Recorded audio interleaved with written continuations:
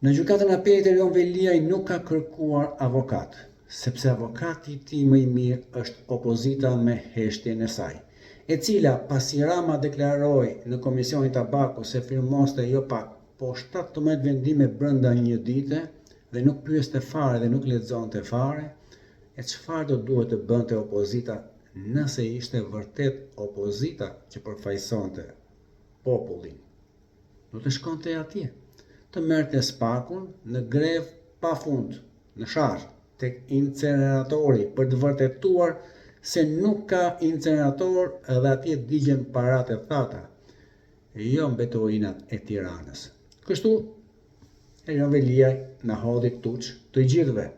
Edhe pse Edi Rama i premtoi do të vazhë një nga ato pemët, ai kërkon të lëj pasurinë e tij të vjedhur si garanci për të dalë nga burgu që mbahet padrejtësisht.